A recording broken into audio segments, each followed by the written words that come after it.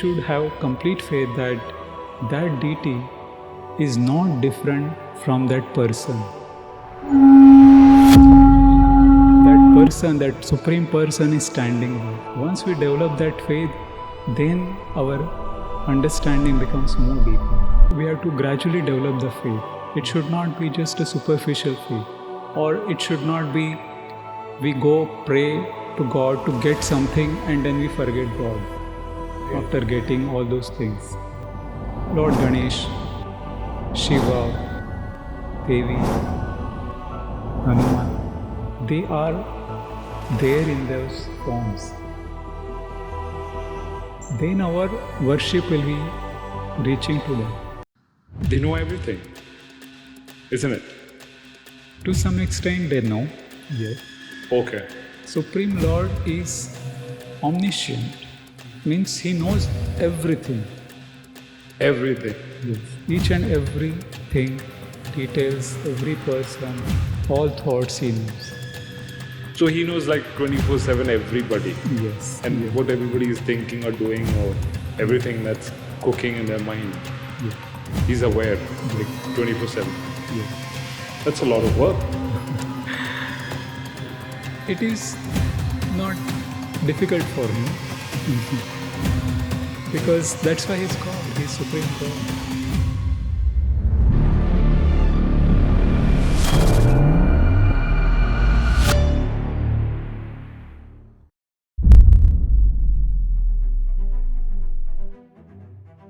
Peace be upon you, seekers of Aikyam Sanatan. With the universe's breath, we inaugurate this truly singular commencement. Our consciousness rejoices in the presence of our inaugural speaker, a soul of deep devotion, a monk of ISKCON, whose being radiates the quiet light of profound meekness and pure heart. Observe the fascinating tapestry, the logic of the material world. His past pursuit in engineering now binds to the boundless flow of spiritual service. With reverence, let us usher in Sanatan Prabhu. He is an embodiment of gentleness, a spirit exquisitely kind, serving at the sacred Sri Sri Radha Gopinath temple. We receive an immeasurable gift as he prepares to unfold his wisdom for our contemplation. Open your minds and receive his grace, Sanatan Prabhu. Jai, Jai, Jai.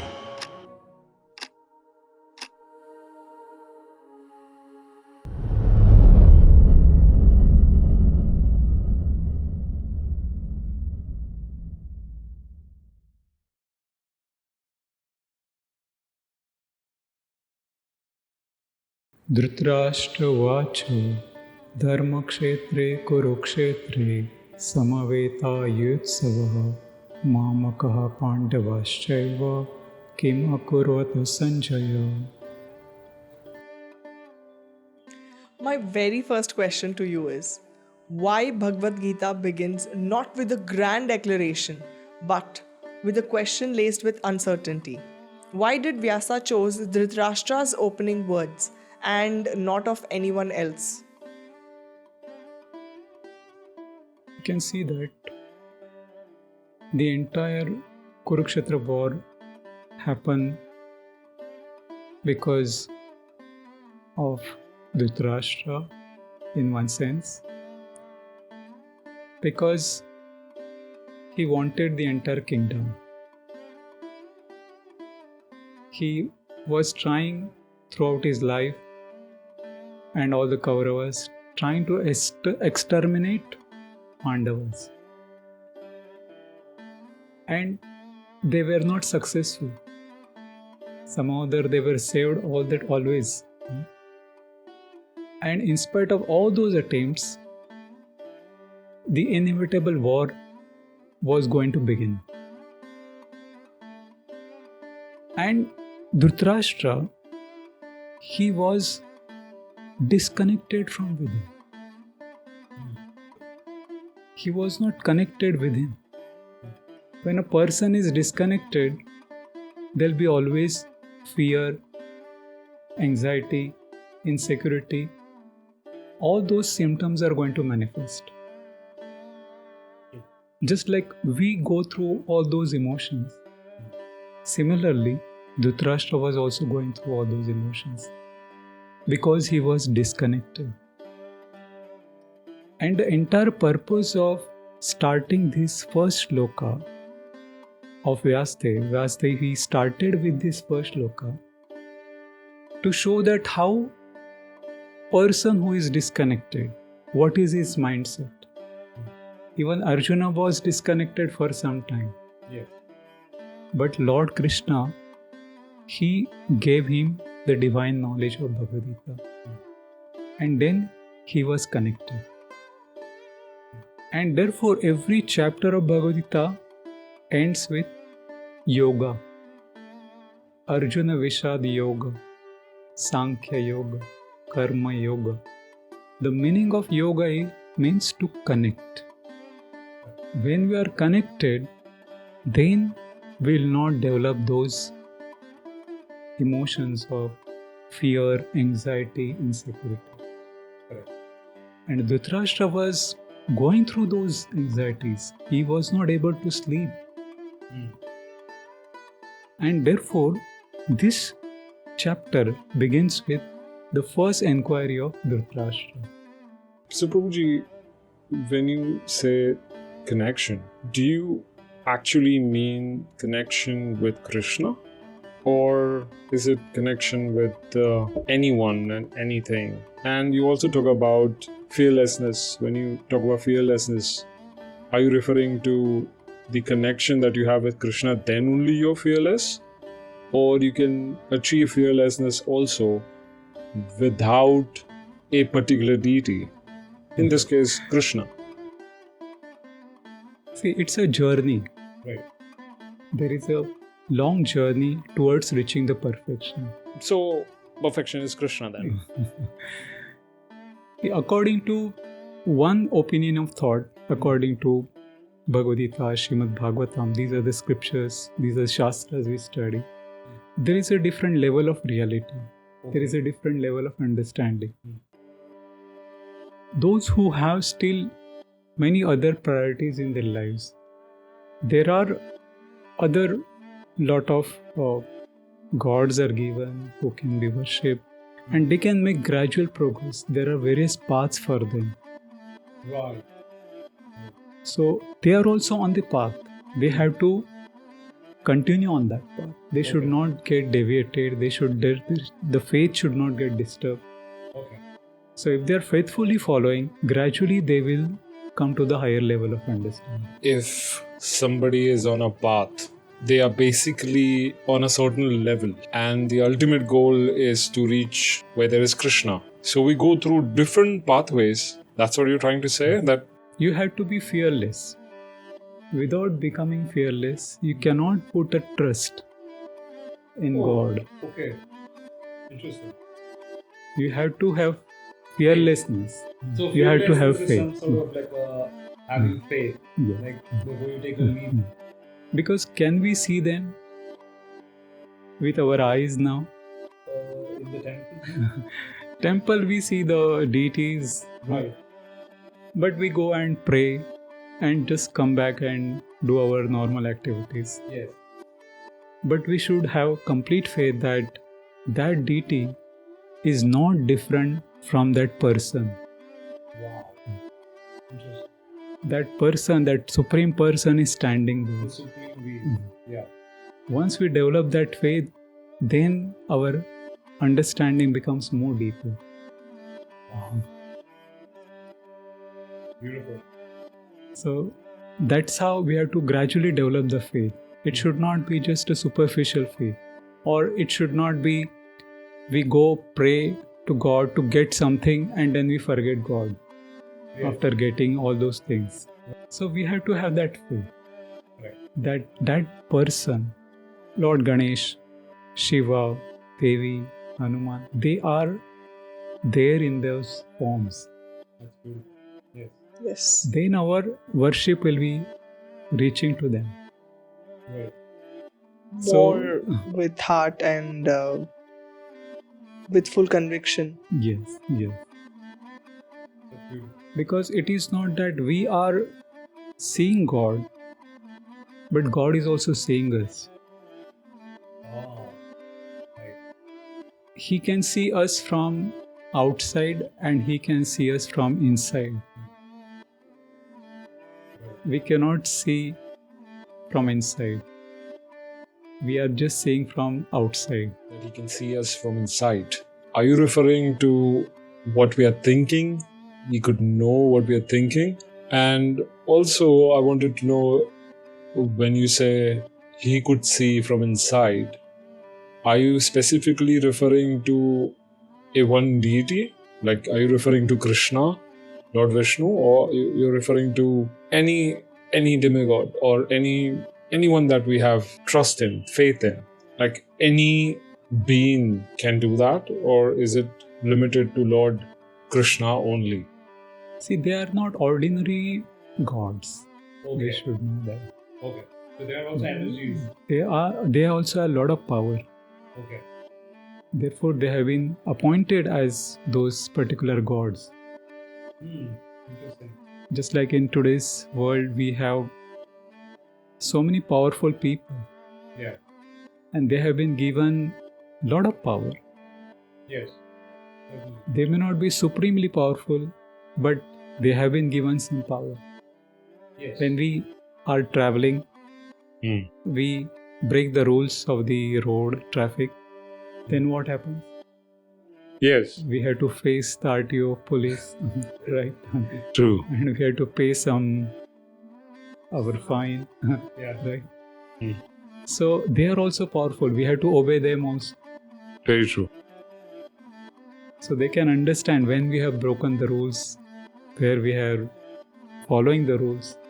So they can also have their systems of identifying.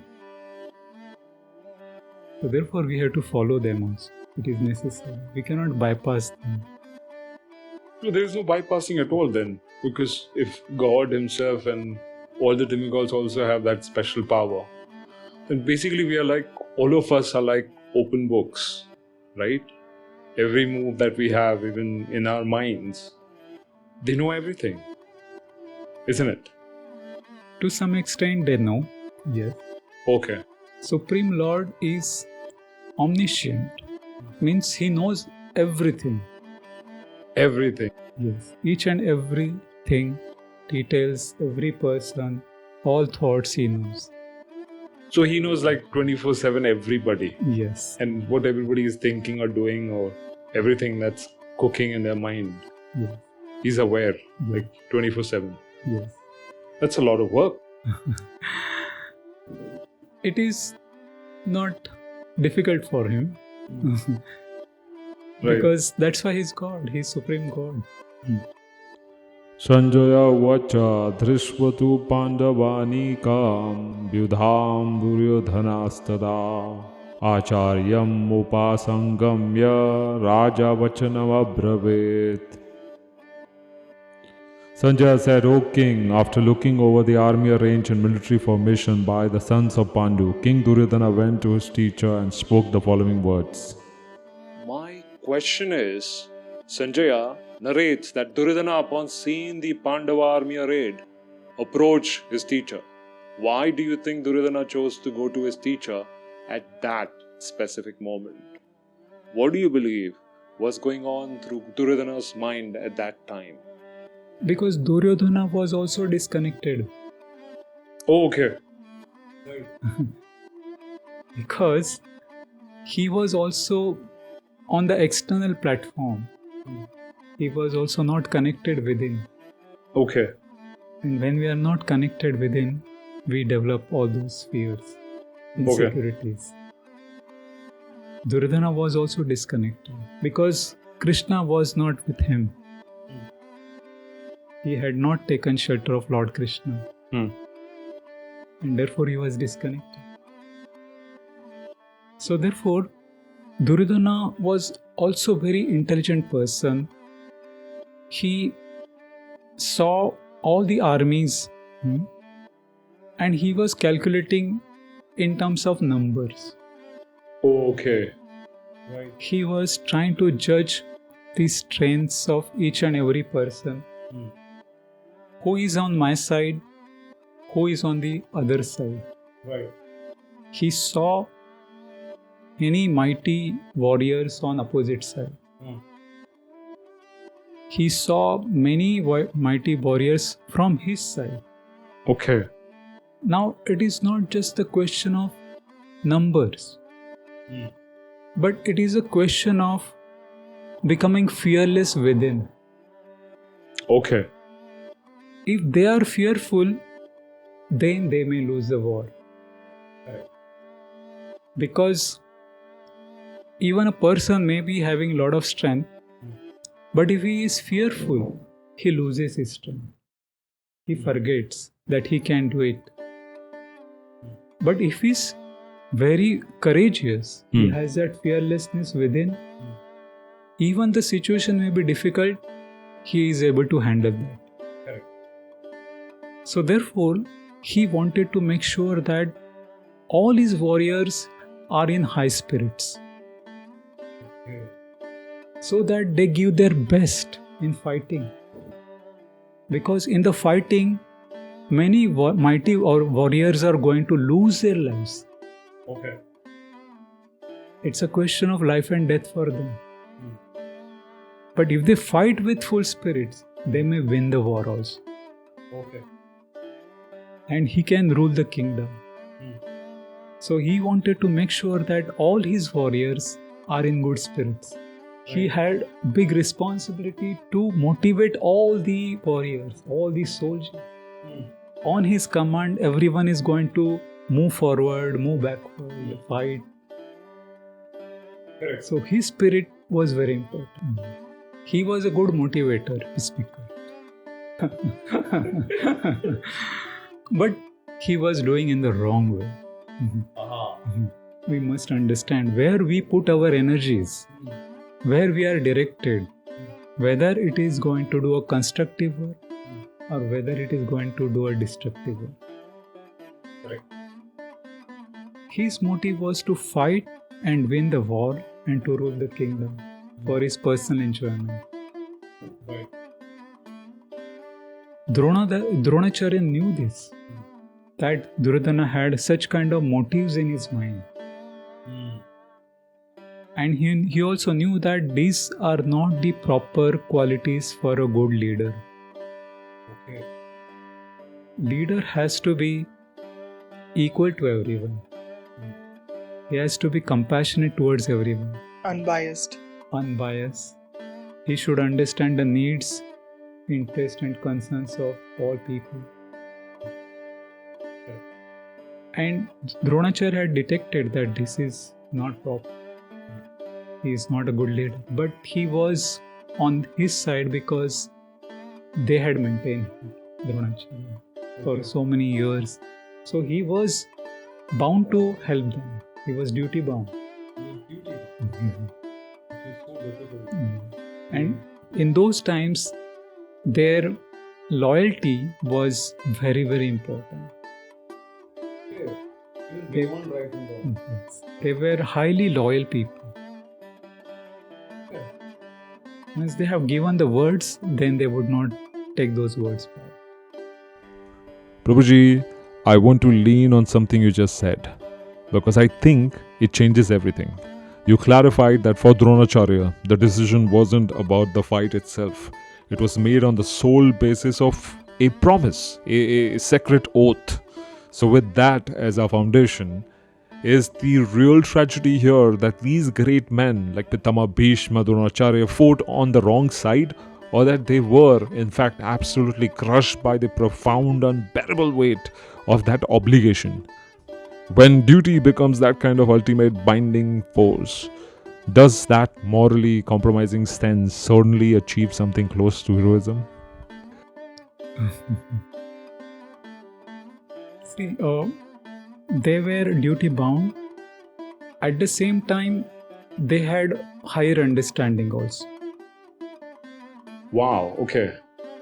Because they knew that if a Kshatriya dies on the battlefield while fighting, then they will achieve higher planets. Okay.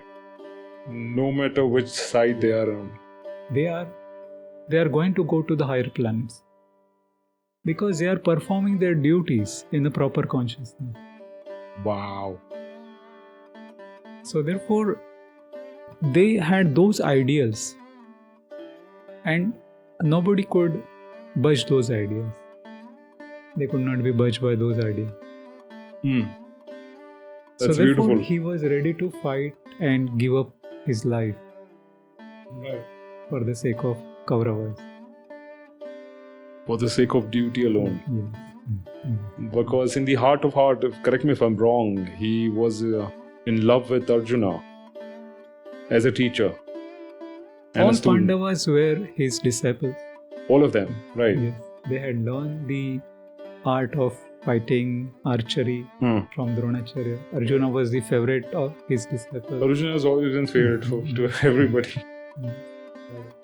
And therefore Duryodhana had that fear in his mind Oh. that now he will see Arjuna in front and he may become slightly lenient in fighting with him. Oh, okay. So that could be the real reason of him approaching the teacher first. Because there are certain emotions involved.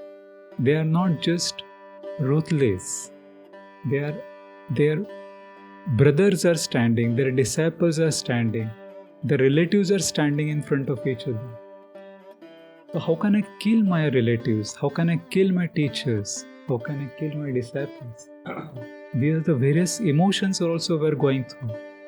Right. I mean, as a child watching Mahabharata, I always thought that this was one-sided story.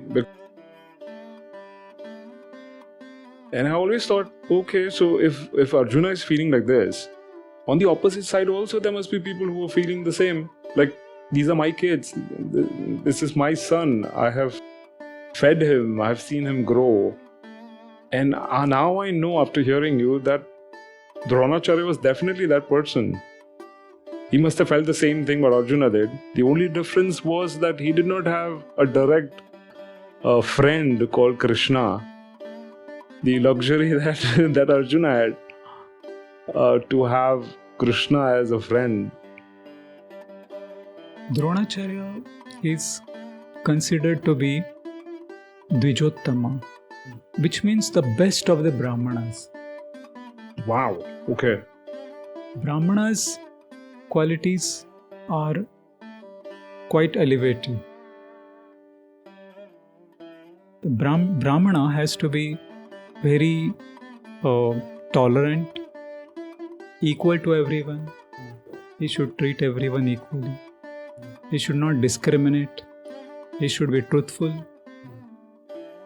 And in the case of Dronacharya, we had seen that when Drushtadumna came to learn from him, he gave him the knowledge. Although he knew that he is going to be cause of my death. Yeah. I mean, So that is the how they were equal to everyone. Even it meant to lose their lives. They were ready to fulfill their duties. so in short, there were heroes all the sides, Pandavas as well as Kauravas. But nevertheless, we see the story of what's happening this side. So I guess that is why we are more into understanding only our side of the story. Don't you think there is like two sides always? We can study this from all angles and we'll get a lot of lessons. Oh, okay. Mahabharata is designed to learn many things, more higher level of morality, the worldly morality.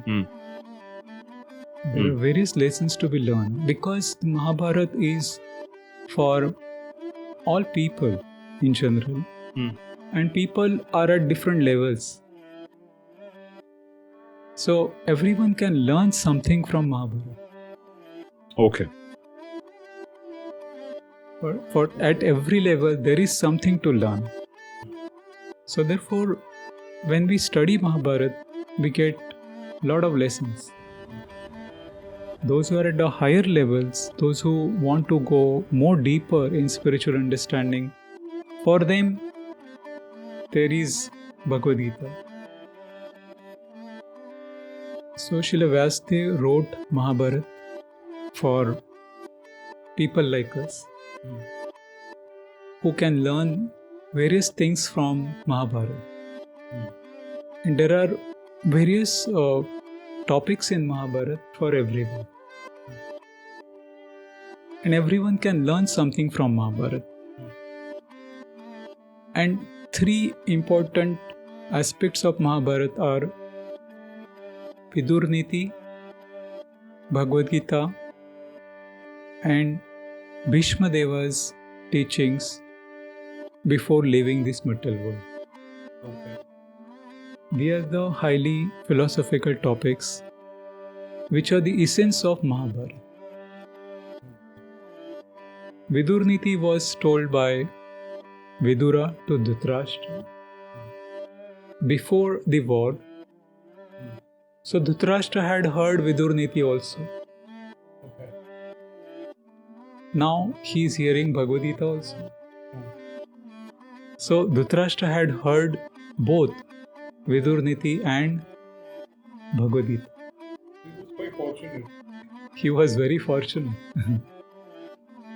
But again, I will assert that point. He was disconnected.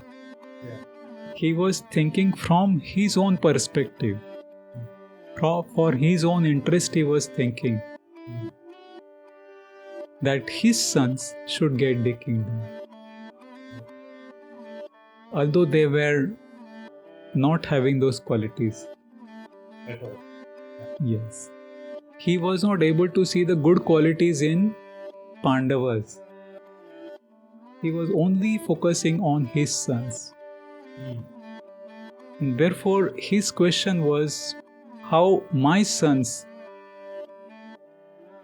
and he was telling the sons of Pandavas as addressing them as Pandavas. They are sons of Pandu. So indirectly he was mentioning that they are not my sons.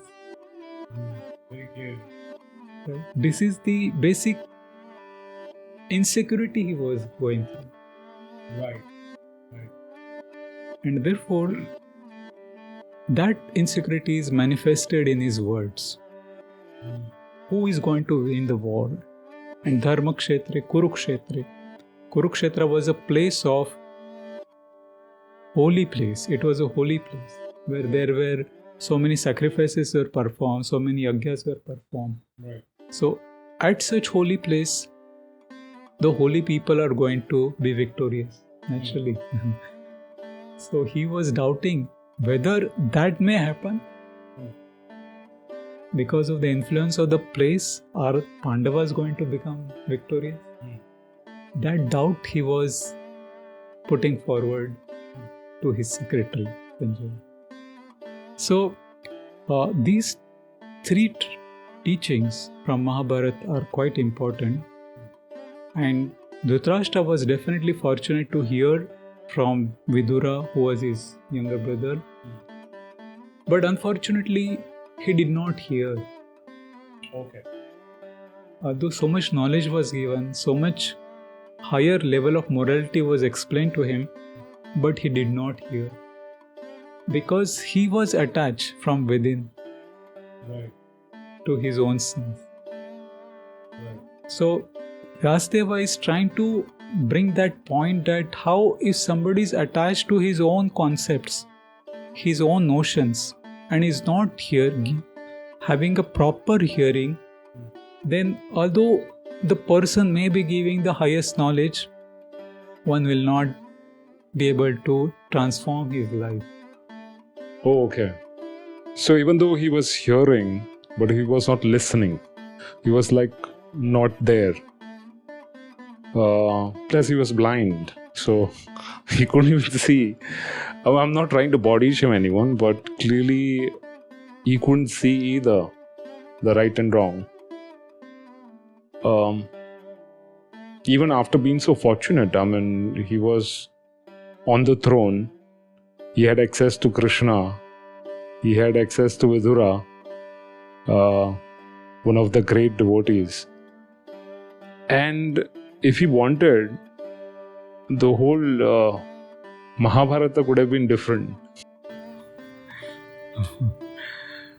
Now I will try to give a different angle to this question. How one sees? How do we see? Interesting. Right? We see through our heart, don't we? Like, But how we develop that vision? Through our eyes? our thought process. But what is the basic process by which we develop that?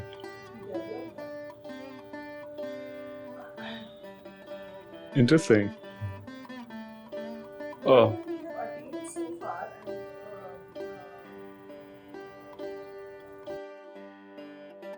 Whatever knowledge we have gathered or whatever understanding we have, it has a thought process. Comes from stomach, goes to heart, then goes to brain, and then goes to eyes. So very logical way. But how we gather that knowledge? What is the first process? What is the first step? Hearing? Hearing. Okay. Oh yeah, very basic. For any field of knowledge, if you have to excel in that field, we have to first hear. Listen. Listening. We have to Listening. develop listening skills. Which I'm very bad at. Even in management, first training is given to improve the listening skills. True. In communications, that is the first lesson. How you listen. Yeah. 50% is listening. Yes. So when we listen properly, then those skills, our real knowledge will start developing. I want to ask you something which is very off topic. How are you so patient? Like you said, why this question is because when you talk about listening, one has to be really patient, and I'm someone who's very impatient, and I try my level best to work on it, but it's just like there is always a thought. Like it's not a thought of superiority, but it's just like, okay, fine, I know where it is landing. So that's what I usually do, which I at times do not like doing, but it's a process, like, like, okay, fine, yeah, I know what will be the next part, which I do not like it, but I really want to correct it. So how are you so patient, wherein you know everything and you still sit there calmly and listen?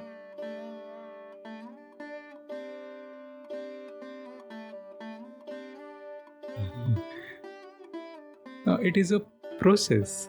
I am also learning. If you have to give knowledge, if you have to receive knowledge, you have to be patient. It doesn't happen quickly.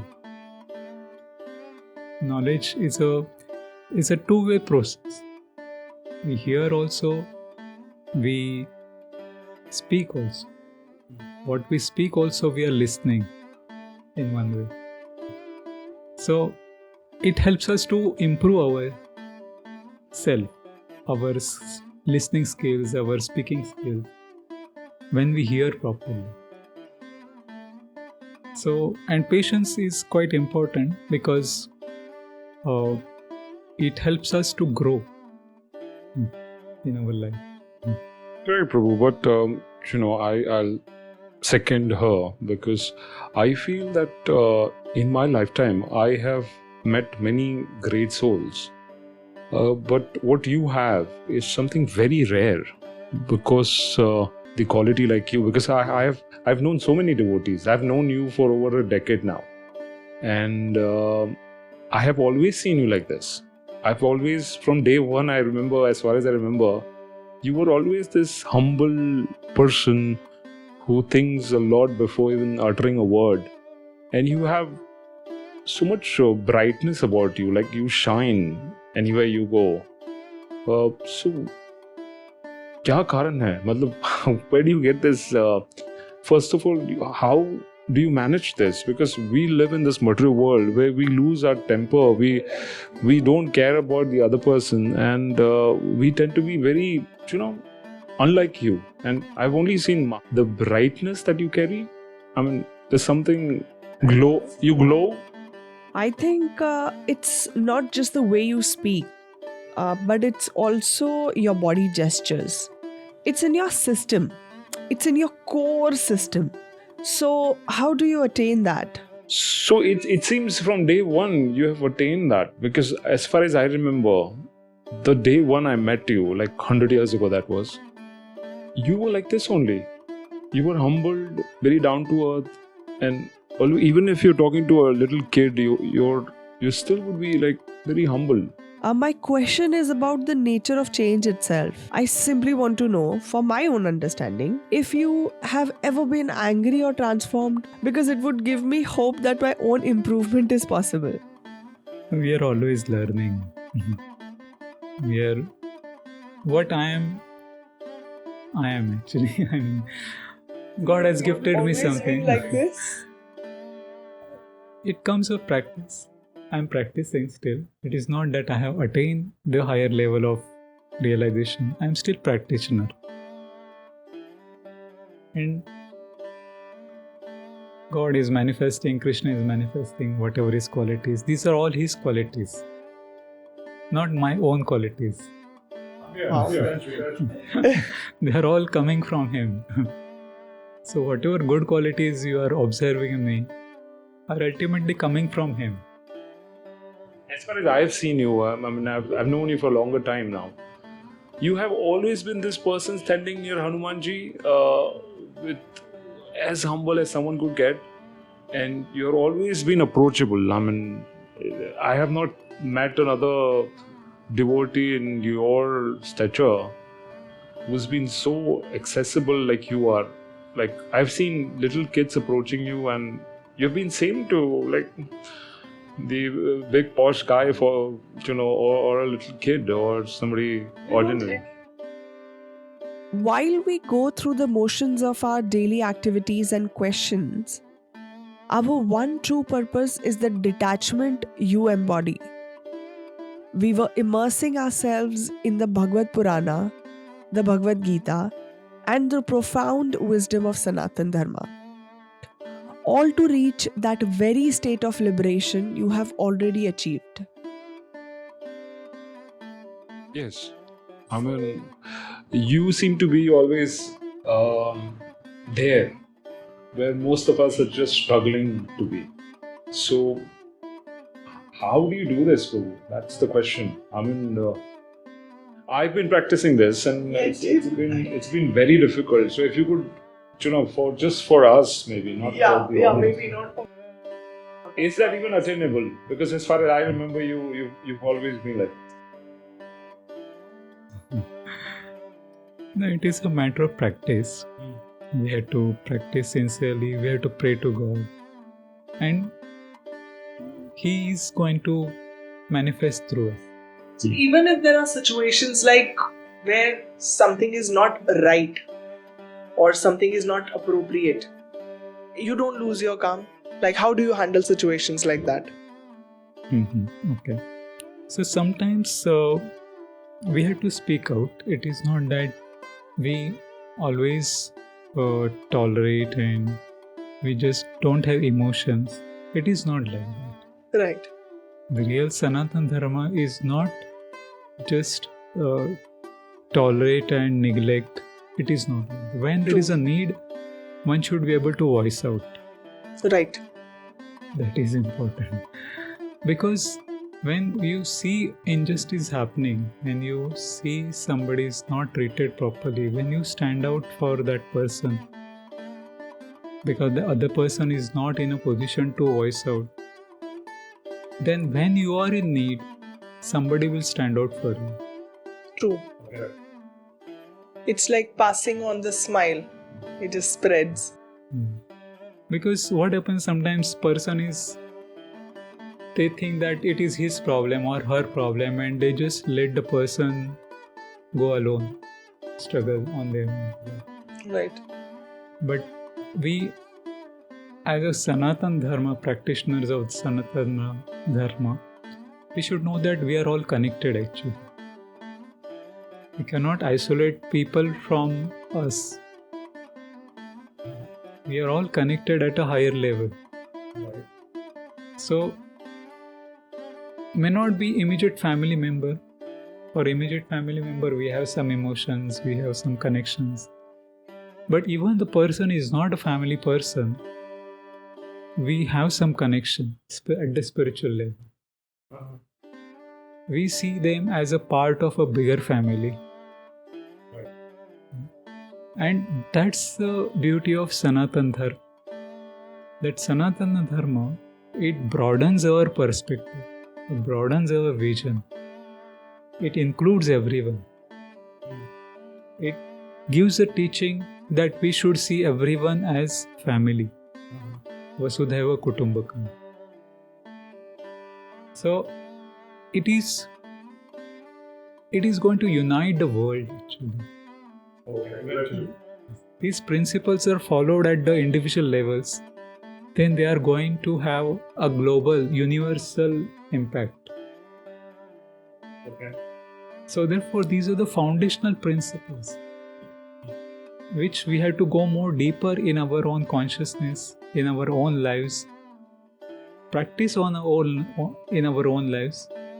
Then we will see how powerful it is, how it can create impact on the world. And therefore, it is very, very essential in today's time to have this concept reaching out to all people in the world. So, these may appear to be very small steps, small initiatives.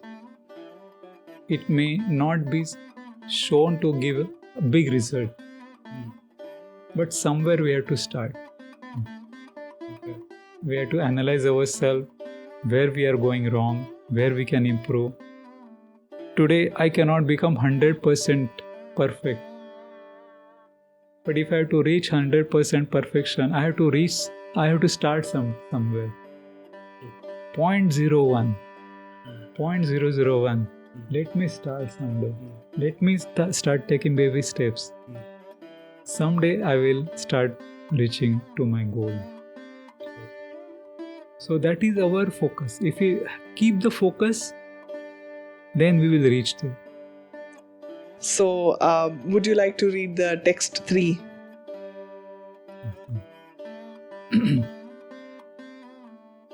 Pashyetam Panduputranam Acharya Mahatim Chamam Vyudham Drupada Putrena Tava Shishyena Dhimata. So, Prabhuji, Dronacharya, a liberal Brahmana, chose to impart military secrets to Dhritarashtra, despite knowing the potential consequences. How does this act of generosity and trust contrasted with the eventual betrayal on the battlefield?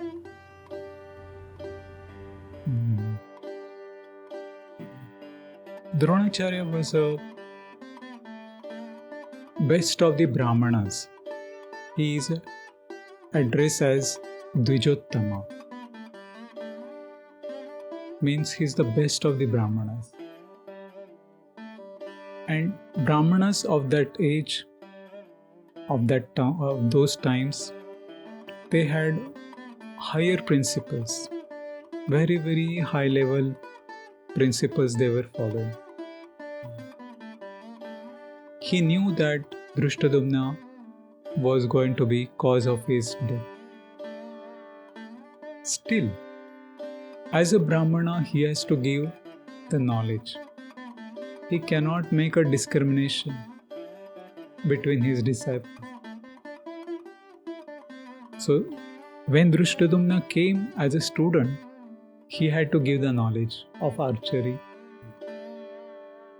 and he had to give all the skills, all the knowledge. So that was the quality of Brahmanas at that time, in those age. So, in this situation, we can see that Dhritarashtra has taken the side of the Pandavas and Dronacharya is on the side of Kauravas. So, he was definitely going through that emotion that Dhritarashtra is on the other side. Pandavas are on the other side, his best disciples are on the other side. And this may cause a kind of emotional weakness in his heart. Duryodhana had detected that because he was a very expert diplomat. He knew that this can be the cause of his soft-heartedness towards Pandavas. And he may not fight to his best capacity. And because of that, he may lose a war. Therefore, Duryodhana, he approached Dronacharya and made sure that he is in his high spirits. He fights to his best capacity. He does not become weak while fighting. Because as a teacher, he was very powerful. He knew a lot of skills by which he could win the war. And he could defeat Pandavas also. So Duryodhana wanted to make sure that he utilizes all his skills. He remains in the high spirits till they win the war. Because it was a big army, there were many warriors and there could be strategies, different strategies. And if they lose on any one of these strategies, then they may lose the war. Okay. So not only the skills, not only the number of soldiers, not only the strategies they are using, but what they are from within. What is their spirit? What is their mindset? Are they really focused on the fighting? If they are fearless in fighting, then they can win the war. So Duryodhana wanted to make sure that they are completely focused on fighting. Okay. And they don't get diverted because of opposite parties. And that can be a winning factor for them. Right.